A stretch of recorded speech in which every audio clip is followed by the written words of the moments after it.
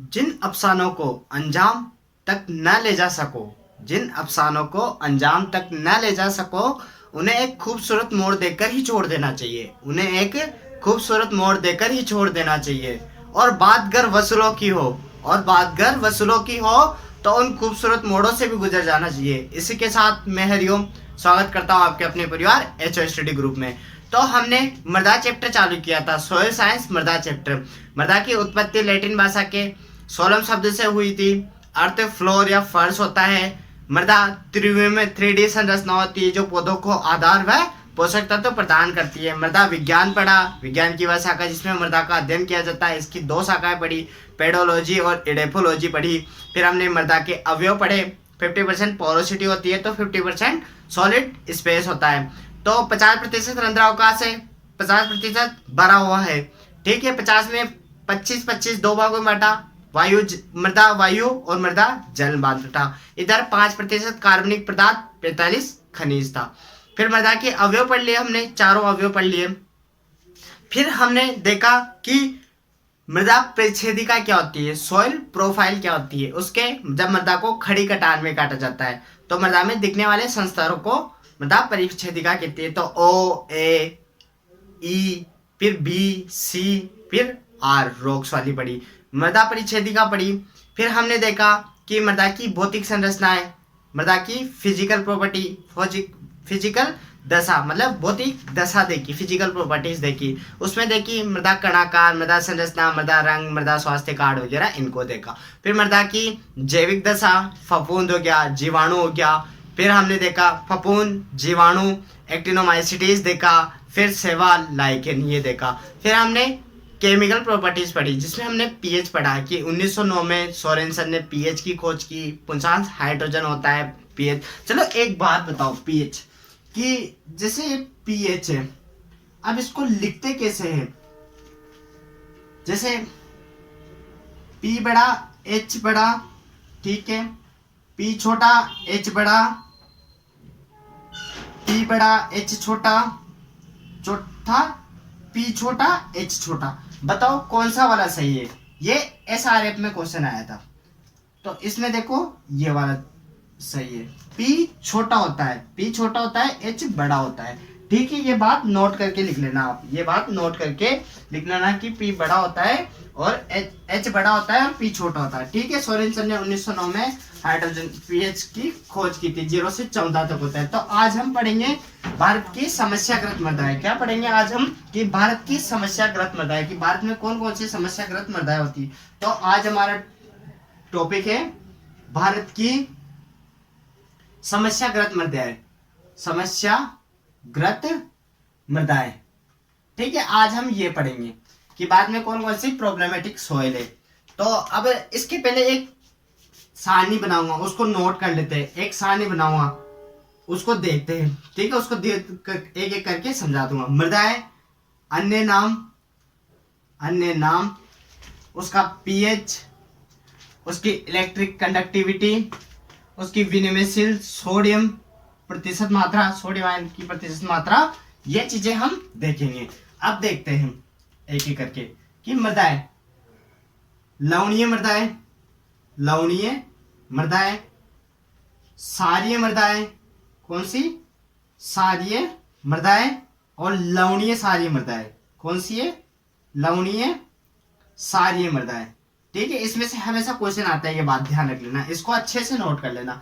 लवणीय मृदाओं को क्या कहते हैं? सफेद ऊसर कहते हैं, सफेद ऊसर। क्षारीय मृदाओं को क्या कहते हैं? काली ऊसर, काली ऊसर। और लवणीय क्षारीय मृदाओं को क्या कहते हैं? रेतीली ऊसर, रेतीली ऊसर। लवणीय मृदाएं मतलब सोलन चक्र, अन्य नाम सोलन चक्र और रेह भी कहते हैं, रेह। ठीक है, क्षारीय मृदाएं तो सोलोनाइट, सोलोनाइट, और इधर सोलोडाई, सोलोडाई। ठीक, ये इनके अन्य नाम हो गए। अब लवणीय मृदाओं का पीएच क्या होता है? पीएच मीटर की खोज 1909 में सोरेनसन ने की थी। इसका क्या रहता है? 0, 7 और 14। इधर वाला तो OH- आयन अधिक होता है, मतलब क्षारीय प्रकृति, इधर H+ आयन अधिक होता है, तो अम्लीय प्रकृति। ठीक है, तो इसकी इसकी प्रकृति कैसी होती है, तो 7 से कम होती है। लवणीय मृदाओं की प्रकृति कैसी होती है, पीएच कम होती है, 7 से कम होती है। ठीक है, इलेक्ट्रिक कंडक्टिविटी 25 डिग्री तापमान पर मापी जाती है। ठीक है, ये बात ध्यान रखना। विद्युत चालकता मतलब आयनों की सक्रियता, विद्युत चालकता। अब ये इसका क्या रहता है, तो 4 डेसी साइमन पर मीटर, 4 डेसी साइमन पर मीटर से अधिक होती है तो लवणीय मृदा कहलाती है। विनिमयशील सोडियम प्रतिशत मात्रा बताओ, विनिमयशील सोडियम प्रतिशत, तो ये 15 से कम होती है, 15 से कम होती है। सारे मृदाओं का क्या रहता है, सारे मृदाओं का पीएच 7 से अधिक रहता है। क्या रहता है, 7 से अधिक रहता है। इलेक्ट्रिक कंडक्टिविटी क्या रहती है, तो 4 डेसी साइमन पर मीटर से कम होती है। और विनिमयशील सोडियम प्रतिशत मात्रा 15 से अधिक होती है। लवणीय सारी मृदाओं में क्या होती है, सभी चीजें अधिक होती है। जैसे पीएच 7 से अधिक होगी, 4 और विनिमय इलेक्ट्रिक कंडक्टिविटी 4 डेसी साइमन पर मीटर से अधिक हो गई, और विनिमयशील सोडियम 15 से अधिक होंगे। तो ये चीजें नोट कर लो, ये चीजें नोट डाउन कर लो या स्क्रीनशॉट खींच लो। ठीक है, अब ये चीजें हमेशा हर क्वेश्चन में पूछी जाती है, तो इनको एक बार देख लो, और ये एक एक करके हम भारत की प्रॉब्लमेटिक सॉइल पढ़ेंगे कि क्या क्या समस्याग्रस्त मृदा है। इनको एक बार आप नोट कर लो कि लवणीय मृदा जिन्हें सफेद ऊसर भी कहते हैं, सोलन चक्र भी कहते हैं, इनका पीएच 7 से कम होता है, इलेक्ट्रिक कंडक्टिविटी 4 डेसी साइमन पर मीटर से अधिक होती है, और विनिमयशील सोडियम 15% से कम होते हैं। सारी मृदाओं में क्या होता है, सारी मृदाओं को काली ऊसर सोलेनाइट कहते हैं, पीएच 7 से अधिक होता है, इलेक्ट्रिक कंडक्टिविटी 4 डेसी साइमन पर मीटर से कम होती है, और सोडियम प्रतिशत मात्रा 15 से अधिक होती है। ठीक है, अब लवणीय सारे में क्या है, लवणीय सारे को रेतीली ऊसर कहते हैं, सोलोडाई कहते हैं, पीएच 7 से अधिक होती है, इलेक्ट्रिक कंडक्टिविटी भी अधिक होती है, प्रतिशत सोडियम मात्रा भी अधिक होती है। ठीक है, तो ये समस्याग्रस्त मृदा है। अब एक एक करके हम इनको पढ़ लेंगे, तो ये सारणी से क्वेश्चन आता है, इसलिए सारणी को एक बार नोट कर लो। ठीक है, अब इनको देखेंगे कि भारत की समस्याग्रस्त मृदा है। तो समस्याग्रस्त मृदाएं कौन कौन सी हो सकती है, जैसे अम्लीय हो सकती है, क्षारीय हो सकती है, लवणीय हो सकती है, लवणीय क्षारीय मृदा हो सकती है। तो इनको एक एक करके पढ़ेंगे। पहले मोटा मोटा बता दूं, जैसे लवणीय हो गया, लवणीय हो गया, फिर क्षारीय हो गया, फिर लवणीय क्षारीय हो गया। इन तीनों को हम विस्तार से पढ़ेंगे। लवणीय क्षारीय मृदा है, ये भारत की समस्याग्रस्त मृदा है। ठीक है, तो एक यू भी देख लो, भारत का क्षेत्रफल, भारत का क्षेत्रफल कितना है, तो 32,87,263 वर्ग किलोमीटर है। तो राजस्थान का कितना है, राजस्थान का तो 3,42,239 वर्ग किलोमीटर है। ठीक है, ये क्षेत्रफल है। इसको मिलियन हेक्टर में भी निकाल सकते हैं कि 10,000 का भाग दे दो। ठीक है, जिसमें ही आ जाएगा, जिसमें ही ये मिलियन हेक्टर में आ जाएगा। ठीक है, अभी मैं बता दूंगा वो कन्वर्ट करना भी। अब भारत की समस्याग्रस्त मृदा है, जैसे पहला ले लिया हमने लवणीय क्षारीय मृदा है, लवणीय क्षारीय मृदा है, क्षारीय मृदा है, लवणीय क्षारीय मृदा है। अब इनको देखते हैं क्या होता है। अब लवणीय क्षारीय मृदा बनने का कारण देखेंगे। पहले हम क्या देखेंगे कि इनके बनने का कारण देखेंगे कि ये किस प्रकार से बनती है। तो देखते हैं, पहला कारण है कि वर्षा की कमी या जल की कमी, वर्षा की कमी। जिन क्षेत्रों में वर्षा की कमी होती है उन क्षेत्रों में क्या होता है कि जैसे ये भूमि है, अब यहाँ पर पानी कम हुआ, बरसात कम हुई, पानी की कमी है, तो क्या होगा, वाष्पीकरण होगा। क्या होगा, वाष्पीकरण, मतलब जमीन का जल उड़कर आसमान में जाएगा। वाष्पीकरण होगा तो लवण और क्षार जल में मिलकर मृदा की सतह पर आ जाएंगे। क्या होगा, मृदा की सतह पर आ जाएंगे। तो लवण और क्षार मृदा की सतह पर आकर इकट्ठे हो जाएंगे। इससे क्या होगा, मृदाएं लवणीय क्षारीय हो जाएगी। तो पहला कारण क्या हो गया, वर्षा की कमी हो गई। ठीक है, दूसरा कारण क्या है कि इनके पैतृक पदार्थ के ऊपर डिपेंड करता है। अब पैतृक पदार्थ के ऊपर कैसे डिपेंड करता है, तो देखते हैं। मैंने स्टार्टिंग में आपको सोइल में पढ़ाया था कि जैसे 2 प्रकार की चट्टानें ली थी अपन ने, ग्रेनाइट और बेसाल्ट। मैंने आपको बताया था बेसाल्ट से बेस को हिंदी में कहते हैं सार। ठीक, और इसकी एक ट्रिक बताई थी, बेफिक्रे। बे का मतलब बेसाल्ट, बे का मतलब बेस, फ का मतलब फेल्ड्सपार खनिज, ठीक, का मतलब काली मृदाएं, और इनकी प्रकृति कौन सी है, क्षारीय प्रकृति होती है। कौन सी प्रकृति होती है, क्षारीय। तो ये फेल्ड्सपार है तो क्वार्ट्ज होगा, क्या होगा, ये क्वार्ट्ज होगा। ये काली मृदा है तो ये रेतीली मृदाएं होगा, रेतीली मृदाएं। ये क्षारीय प्रकृति का है तो ये अम्लीय प्रकृति का होगा। ठीक है, ये 2-3 जगह आएगा, मैं ये बता दिया आपको, ये नोट कर लेना। ठीक है, तो पेत्रक पदार्थों के ऊपर, क्योंकि बेसार से बनी हुई होगी तो उनकी प्रकृति कौन सी होगी, लवणीय क्षारीय होगी। ठीक है, लवणीय क्षारीय हो गए। अब लवणीय क्षारीय मृदा बनने का और क्या कारण है, कि उर्वरकों का प्रयोग, कि कौन से उर्वरकों का प्रयोग करते हैं, कि क्षारीय या लवणीय उर्वरकों का प्रयोग। जब हम नाइट्रेट NO3- ऐसे उर्वरकों का प्रयोग करते हैं तो क्या होता है, वो मृदा में लवणीय क्षारीयता उत्पन्न करते हैं, वो मृदा में लवणीय और क्षारीयता उत्पन्न करते हैं। उससे क्या होता है, मृदाएं लवणीय क्षारीय होगी। तो ऐसे उर्वरकों का प्रयोग नहीं करना चाहिए, अम्लीय उर्वरकों का प्रयोग करना चाहिए, ताकि ये सुधार में पड़ेंगे।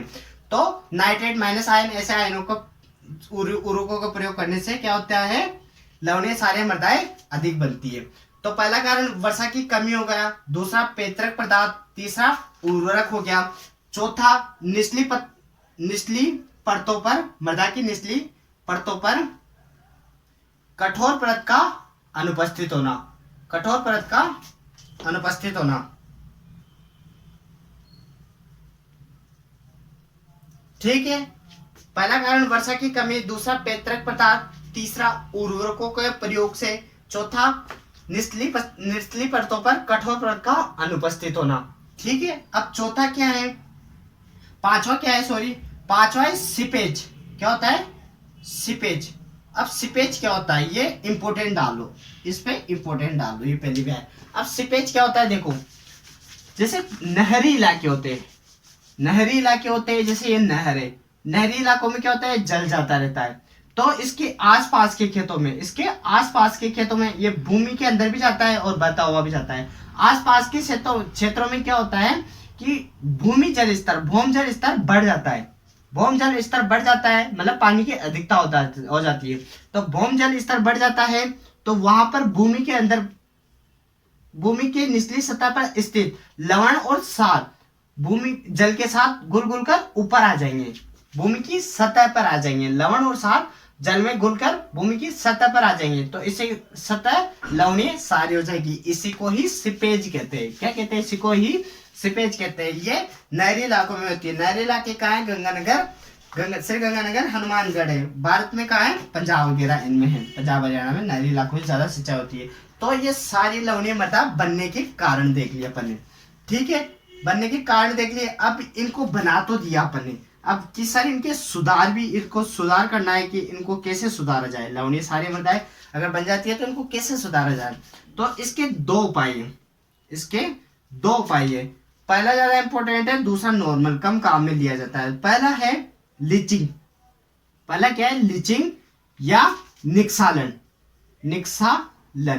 अब ये क्या होता है लीचिंग और निक्सालन, तो देखो ये भूमि है, ठीक है। अब इसमें क्या होता है कि जल के साथ खनिज पदार्थों का या लवणों का घुलकर निचली परतों में जाना।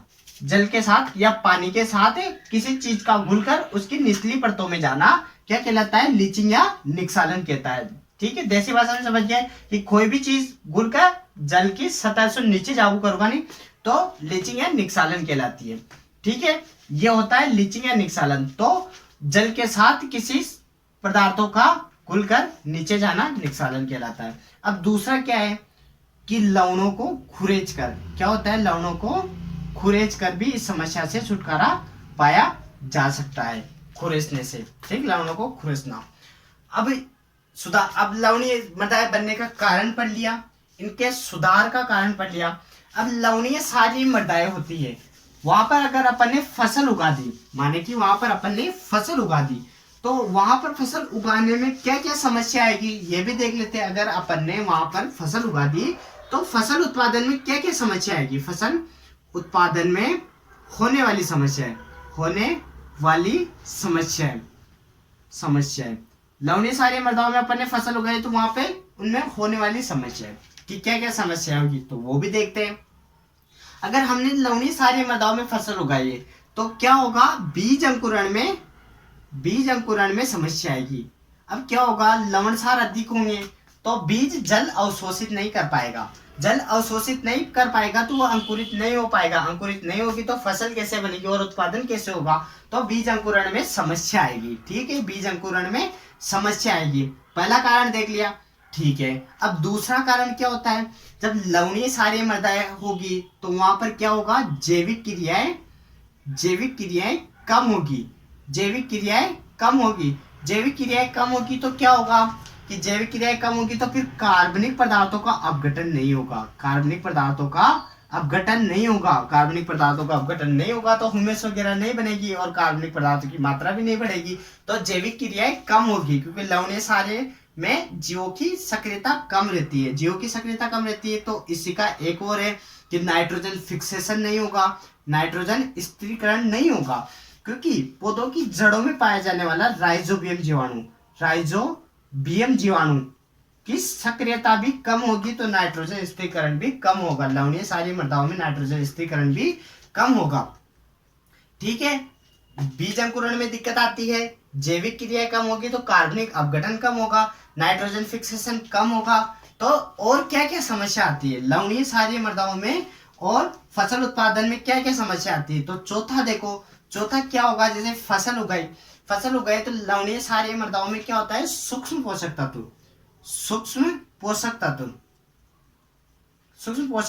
तत्वों की उपलब्धता कम होगी। क्योंकि हमने देखा था पोषक तत्व वाले चैप्टर में कि मोलिब्डेनम क्या है, सारे मृदाओं में ही पौधे ग्रहण करते हैं और लगभग सारे ही क्या होते हैं, अम्लीय मृदाओं में ग्रहण करते हैं। अब सारे मृदाओं में क्या होते हैं, N+, K+ तो ग्रहण कर लेते हैं। ठीक है, वो मैं पूरा पोषक तत्वों में बता दूंगा। अब पोषक तत्वों की उपलब्धता कम होगी तो फसल उत्पादन में होने वाली समस्या है, अपन ने पढ़ लिया कि बीज अंकुरण में दिक्कत आएगी, फिर जैविक क्रिया कम होगी तो कार्बनिक पदार्थों का अपघटन कम होगा। ठीक है, नाइट्रोजन स्थिरीकरण कम होगा क्योंकि राइजोबियम जीवाणु की सक्रियता कम होगी, सूक्ष्म पोषक तत्वों की उपलब्धता कम होगी। ठीक, ये समस्या आ गई। तो अब हमने फसल उत्पादन में होने वाली समस्या पढ़ ली। अब हम देखते हैं कि अगर हम वैज्ञानिक तरीके से फसल प्रबंधन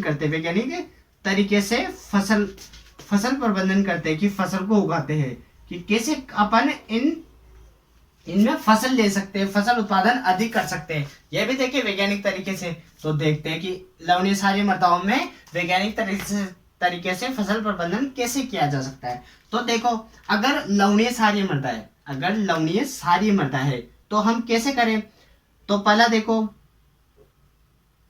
लवणीय क्षारीय प्रतिरोधी किस्मों का प्रयोग करके कि हम ऐसी किस्मों का उपयोग करें जो लवणीय क्षारीय प्रतिरोधी है। कि सर वो कौन सी है, देखो जैसे चावल है, चावल की लवणीय क्षारीय प्रतिरोधी किस्म कौन सी है, तो लूणीश्री।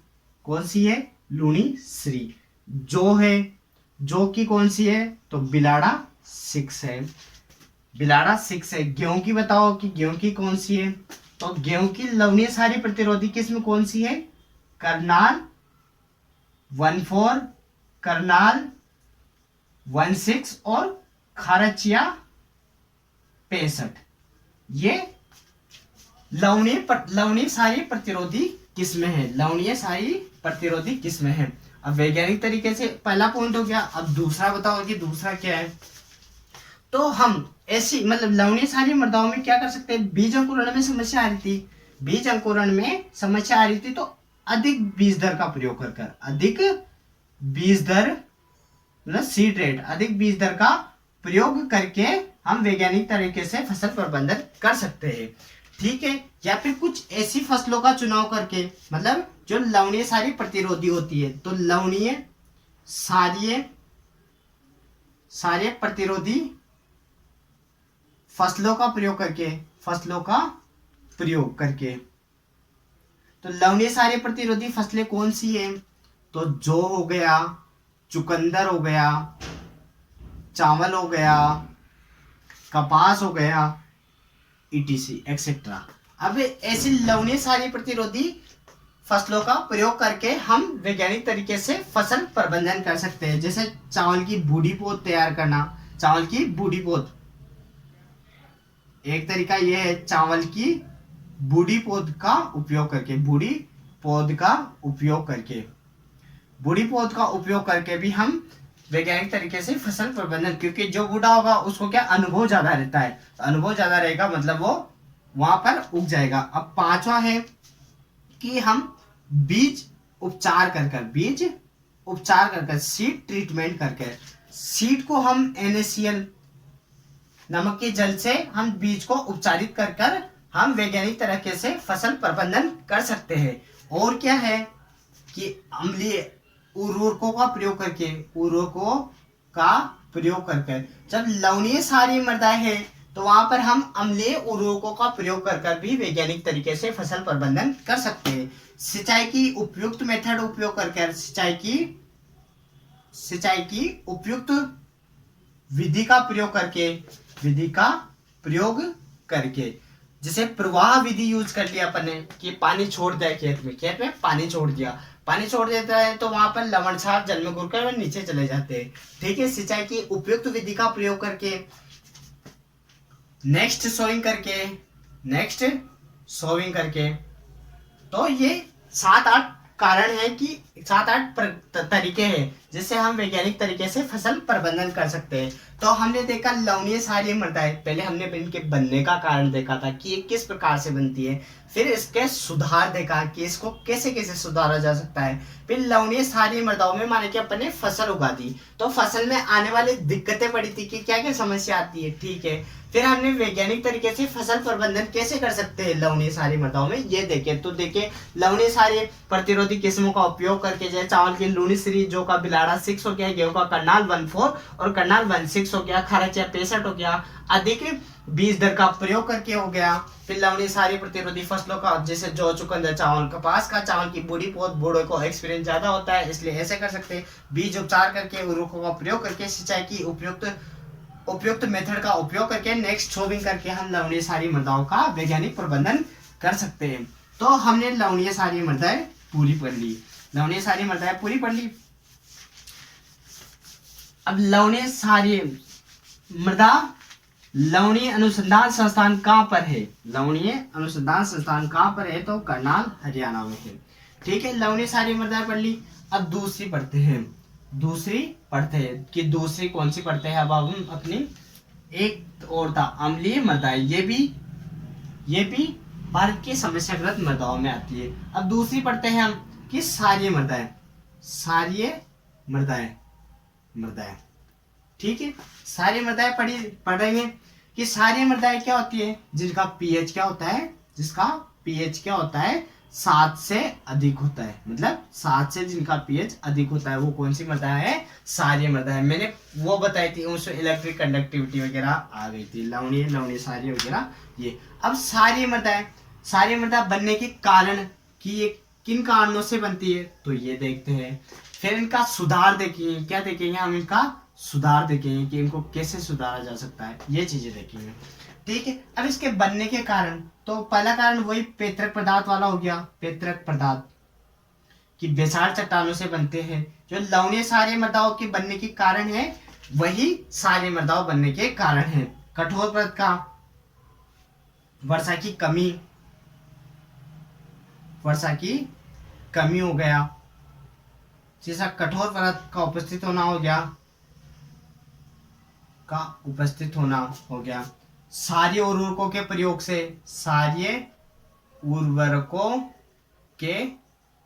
से हो गया। तो ये कारण हो जाते हैं कि क्षारीय मृदा बनने के कारण। अब इसके सुधार में पहला पॉइंट इंपोर्टेंट है, मैंने स्टार लगाया। तो क्षारीय मृदाओं के सुधार का सबसे मोस्ट इंपोर्टेंट कारण है कि जिप्सम का प्रयोग करके, जिप्सम का क्या सूत्र होता है, CaSO4.2H2O, यह जिप्सम का सूत्र होता है। जिप्सम में क्या होता है, कैल्शियम की मात्रा कितनी होती है, तो कैल्शियम की मात्रा इसमें 19.2% होती है।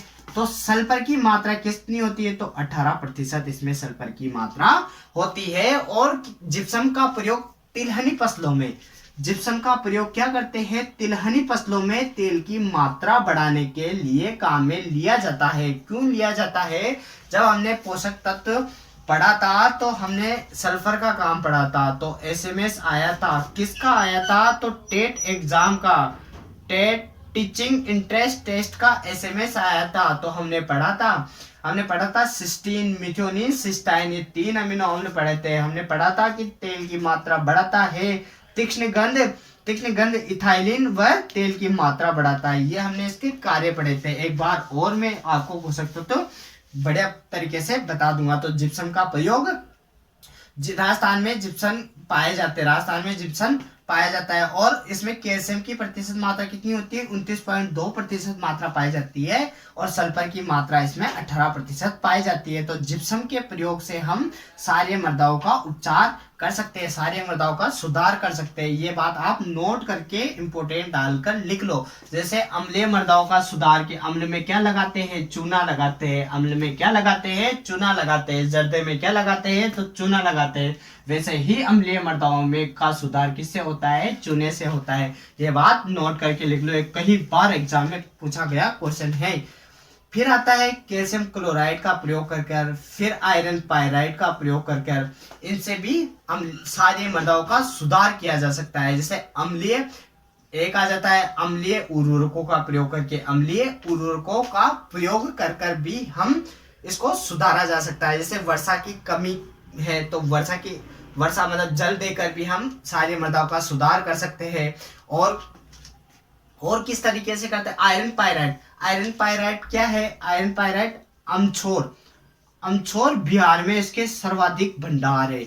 भारत में के अमछोर बिहार में आयरन पायराइड के सर्वाधिक भंडार है। आयरन का कैल्शियम क्लोराइड का प्रयोग कर भी, अब इसमें क्या होता है, OH- आयन की अधिकता होती है, OH- आयन की अधिकता होती है। तो OH- का विस्थापन कर दिया जाता है, OH- आयन का विस्थापन कर दिया जाता है, जिससे इसकी सार्यता नष्ट होती चली जाती है। तो ये सारी मृदाओं के सुधार के कारण है। जिप्सम को आप नोट डाउन करके, जिप्सम का उपयोग जैसे तेलीय मृदाओं में कितना करते हैं, तो 250 किलोग्राम प्रति हेक्टेयर की दर से करते हैं।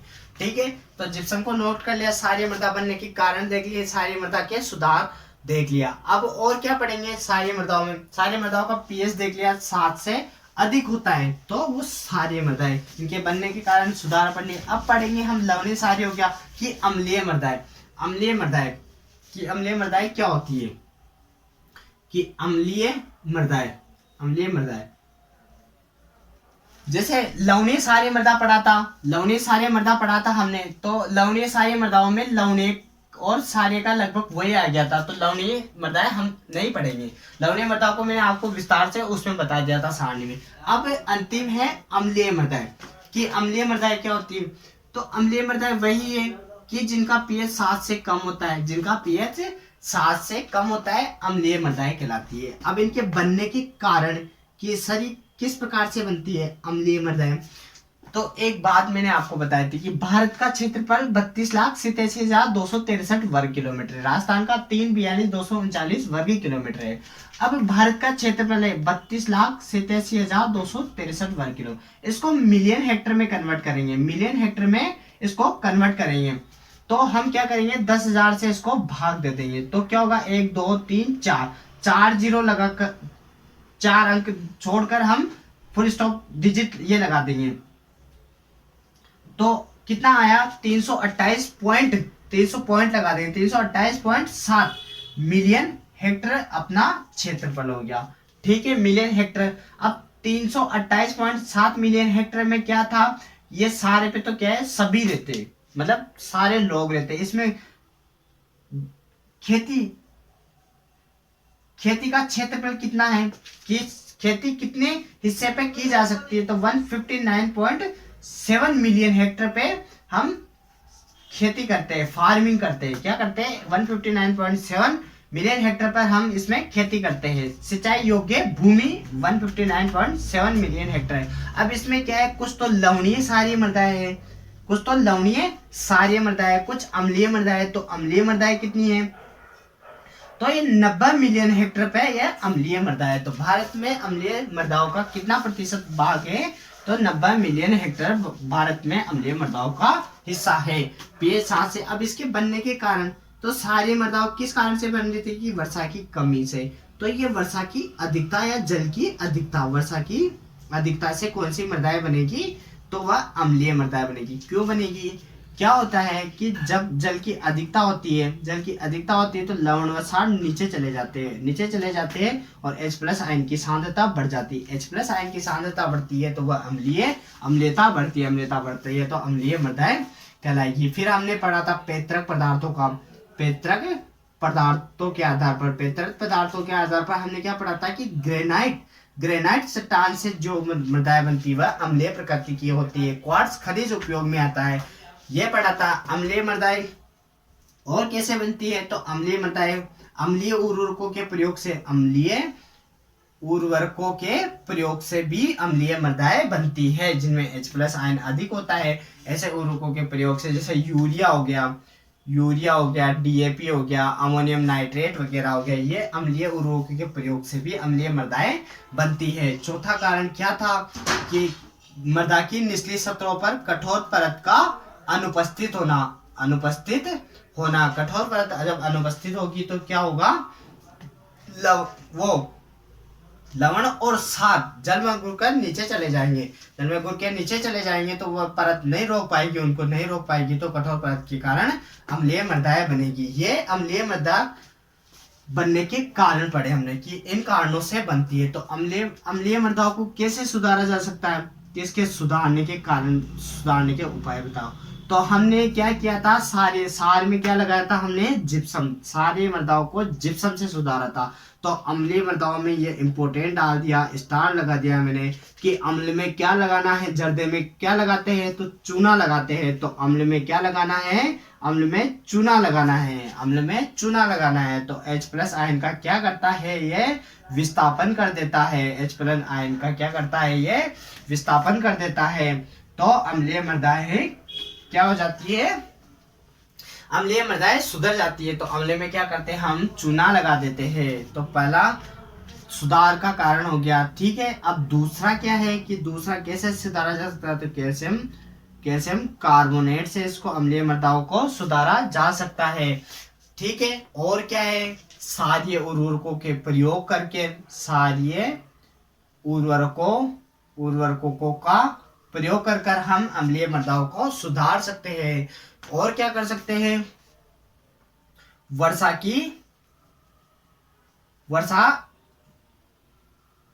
या जल को कम प्रदान करके, सिंचाई कम करके भी हम इसको अम्लीय मृदाओं को सुधारा जा सकता है। और क्या है? अगर वर्षा अधिक हो रही है तो उचित जल निकास कर हम अम्लीय मृदाओं को सुधार सकते हैं। ये अम्लीय मृदाएं होगी। हमने पढ़ा था पहला लवणीय क्षारीय, फिर क्षारीय, फिर अम्लीय मृदाएं। लवणीय मृदाएं भी है, पर लवणीय मृदाएं हमने लवणीय क्षारीय पढ़ा था तो वो कॉमन हो गई, ठीक है। और इनका पूरा विस्तार से बताया था। अब लवणीय मृदाएं हो गई, लवणीय क्षारीय मृदाएं हो गई, और ये भारत की समस्याग्रस्त मृदाएं। अब हम क्या करेंगे? भारत की मृदाएं पढ़ेंगे। तो भारत की मृदाओं में क्या पढ़ेंगे? जैसे जलोढ़ मृदा हो गया। जलोढ़ का मतलब जो जल के द्वारा लाई गई है, नवनिर्मित रहती है, मृदा परिस्थितिका अनुपस्थित होती है, तो इनके बारे में पढ़ेंगे। जलोढ़ ये उर्वरक होती है, जलोढ़ मृदा हो गई। फिर हम काली मृदा पढ़ेंगे कि भारत की काली मृदा कौन से क्षेत्रों में पाई जाती है। मोंट मोरिलो नाइट वगैरह ये पाया जाता है, इसका ऑर्डर वगैरह। फिर ये काली मृदाओं में रंध्रावकाश प्रतिशत सबसे ज्यादा पाया जाता है। इनमें जलग्रहण क्षमता अधिक होती है, वायु संचार कम होता है। इनके बढ़ने के कारण पढ़ेंगे कि बेसार से काली मृदाएं बनती है वगैरह, ये पढ़ेंगे, ठीक है। फिर हम फिर रेतीली मृदाएं पढ़ेंगे। इनके भी पैतृक पदार्थ पढ़ेंगे, इनकी उत्पत्ति कैसे होती है, क्वार्ट्ज खनिज से होती है, इनके ऑर्डर देखेंगे, ये कौन सी जगह पर अधिक पाई जाती है। फिर हम पढ़ेंगे लेटेराइट मृदा पढ़ेंगे। फिर हम 5 ही पढ़ेंगे लाल मृदा। लाल मृदा जिनमें आयरन की अधिकता होती है। ये भारत की मृदाएं हैं। भारत की मृदाएं कौन से क्षेत्र में अधिक पाई जाती है, कौन से गुण अधिक होते हैं, तो भारत की मृदाएं हम अगले पार्ट में विस्तार से पढ़ेंगे। बस ये थोड़ा सा रहा है। इसके बाद अगले पार्ट में भारत की मृदाएं पढ़ना है। फिर इसके बाद एक सोयल साइंस की मैराथन की क्लास डाल दूंगा। उसमें पूरा लगभग सोयल का एक ही क्लास में मोटा मोटा सिलेबस पूरा हो जाएगा। वो जितने भी 1 घंटे का बने या 1.25 घंटे का बना, तो उसमें पूरा सोयल का एक ही बार में कर दूंगा। तो ये सोयल का चैप्टर बहुत जल्दी खत्म होने वाला है, सोयल साइंस खत्म होने वाली है। फिर इसके बाद हम धीरे धीरे कोई सा भी चैप्टर पढ़ लेंगे। आप कमेंट करके बताओ कि अगला टॉपिक हम कौन सा पढ़े। अब हिस्ट्री वगैरह इनके भी पढ़ेंगे। तो मेवाड़ का इतिहास वगैरह में हम राणा सांगा है, राणा कुंभा है, महाराणा प्रताप है, ये तीनों मेवाड़ में है। मेवाड़ में तीनों है। जयपुर में मानसिंह हो गया, मानसिंह का चौहान। उधर राव जोधा हो गया बीकानेर में, और बीकानेर में तो राव गांगा हो गया। जोधपुर में क्या राव जोधा हो गया, मालदेव हो गया। इनके बारे में विस्तार से पढ़ना है, तो एक एक करके उनको भी पढ़ेंगे। इसी तरह आप हमारा साथ दें और लाइक शेयर सब्सक्राइब करना मत ना भूलें। और मैं अधिक से अधिक वीडियो बना के डालूंगा और आप हमारा साथ दें। इसके साथ मैं आपसे अलविदा लेना चाहूँगा और आप हमारे चैनल के साथ जुड़े रहें। धन्यवाद।